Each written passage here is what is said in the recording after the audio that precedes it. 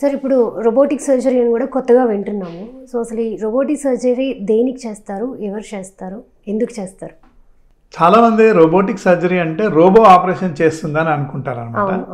Actually robotic surgery అంటే సర్జనే operation చేస్తాడు, కానీ పేషెంట్ దగ్గర నిలబడి ఆపరేషన్ చేయకుండా పేషెంట్కి దూరంగా కన్సోల్, రోబోటిక్ కన్సోల్ ఉంటుంది అనమాట. ఈ కన్సోల్ అనే దాన్ని పేషెంట్కి పొట్ట మీద ఆల్రెడీ చిన్న కట్స్ పెట్టి, ట్రోకార్స్ పెట్టి, దాంట్లో ఇన్స్ట్రుమెంట్స్ పెట్టి రోబో చేతిలో పెడతారనమాట. సో ఈ రోబోని ఈ కన్సోల్ దగ్గర కూర్చొని సర్జన్ ఆపరేట్ చేస్తాడు అనమాట, రిమోట్ లాగా. ఇప్పుడు మనం రిమోట్, చిన్నపిల్లలు రిమోట్ కార్ బటన్ ప్రెస్ చేసుకుంటూ ముందరికి వెళ్ళడం, వెనక్కి వెళ్ళడం, రైట్కి వెళ్ళడం, లెఫ్ట్కి వెళ్ళడం, ఎలాగైతే రిమోట్ కార్ని రిమోట్తో ఎలాగైతే నడిపిస్తారో, రోబోట్ని కొంచెం దూరంలో కూర్చొని కన్సోల్లో కూర్చొని ఫింగర్స్తో రోబోని కంట్రోల్ చేయడం జరుగుతుంది అనమాట. దీన్ని రోబోటిక్ సర్జరీ అంటారు.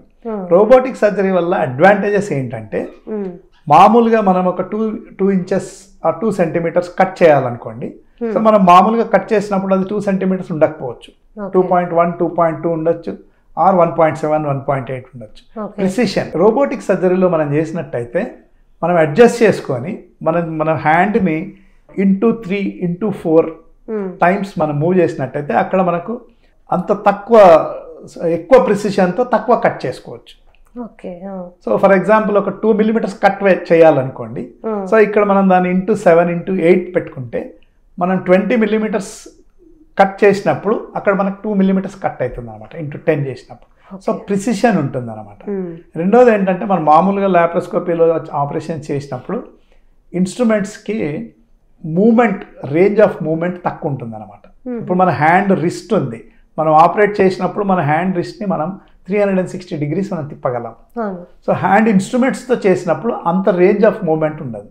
వేరాజ్ రోబోటిక్ సర్జరీలో almost like a hand, robotic instruments 360 degrees లోపల తిరుగుతాయి అన్నమాట. సో మన రేంజ్ ఆఫ్ మూమెంట్స్ రోబోటిక్ సర్జరీలో ఎక్కువ ఉంటాయి అన్నమాట.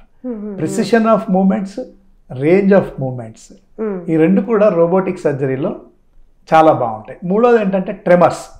ఇప్పుడు మనం కొంత వయసు పెరిగిన తర్వాత, 60-70 ఇయర్స్ వచ్చిన తర్వాత మనం ఏదైనా పని చేసినప్పుడు మనకి ట్రెమర్స్ వస్తాయి అన్నమాట.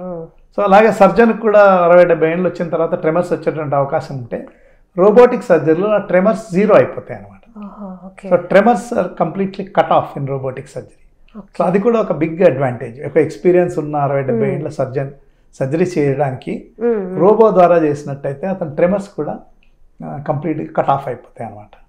సో అగైన్ లాప్రోస్కోపిక్ సర్జరీలో ఉన్నటువంటి అడ్వాంటేజెస్ ఏవైతే ఉన్నాయో అవన్నీ కూడా రోబోటిక్ సర్జరీకి పాస్ ఆన్ అవుతాయి.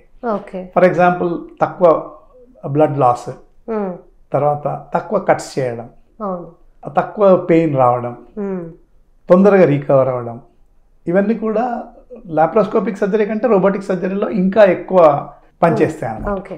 సో రోబోటిక్ సర్జరీ ద్వారా ఎలాంటి ఆపరేషన్స్ చేయొచ్చు అంటే, రోబోటిక్ సర్జరీ జనరల్గా యాక్చువల్గా ఫస్ట్ వచ్చింది ప్రాస్టేట్ ఆపరేషన్స్ చేయడం గురించి రోబోటిక్ సర్జరీ పాపులర్ అయిందనమాట. కానీ ఇవాళ రోబోటిక్ సర్జరీ ద్వారా చాలా ఆపరేషన్స్, ఇంక్లూడింగ్ బేరియాట్రిక్ సర్జరీ కూడా రోబోటిక్ సర్జరీ ద్వారా చేయడం జరుగుతుంది. హెర్నియాలు రోబోటిక్ సర్జరీ ద్వారా చేస్తున్నారు, గాల్ బ్లాడర్ సర్జరీ రోబోటిక్ ద్వారా చేస్తున్నారు, అలాగే పెల్విక్ సర్జరీ అంటే పొట్ట కింది భాగంలో చేసేటటువంటి చాలా ఆపరేషన్స్ రోబోటిక్ సర్జరీ ద్వారా, క్యాన్సర్ ఆపరేషన్స్ కూడా రోబోటిక్ సర్జరీ ద్వారా చేయడం జరుగుతుంది. ఇప్పుడు రోబోటిక్ గురించి ఏం చెప్పారు కదా, ఇన్ని సర్జరీస్ చేయొచ్చు అని చెప్పారు కదా. సో ఇందులో ఏమైనా ఫెయిల్ అయ్యే ఛాన్సెస్ ఏమైనా ఉన్నాయా? ఆపరేట్ చేసేది సర్జనే, రోబో చేయట్లేదు. సో సర్జన్ సరిగ్గా ఆపరేట్ చేయనట్టయితే ఆపరేషన్ ఫెయిల్ అయ్యేటటువంటి అవకాశాలు తప్పకుండా ఉంటాయి. కాకపోతే ఇక్కడ ఏంటంటే మనం అర్థం చేసుకోవాల్సింది ఏంటంటే, రోబోని మనం కంట్రోల్ చేస్తున్నాం, కంట్రోల్ చేసుకుంటూ ఆపరేట్ చేస్తున్నాం. సో ఒక సర్జన్కి రోబో సహాయపడుతున్నది, అంతేగాని సర్జన్ ప్లేస్లో రోబో ఆపరేట్ చేయట్లేదు. సర్జన్ తప్పు చేస్తే రోబో ఇది నువ్వు తప్పు చేస్తున్నావు అని చెప్పదు. సో అందుకని రోబోటిక్ సర్జన్ స్కిల్ఫుల్ ఉంటే కాంప్లికేషన్స్ వచ్చేటువంటి అవకాశాలు తక్కువ ఉంటాయి. Okay, thank you sir.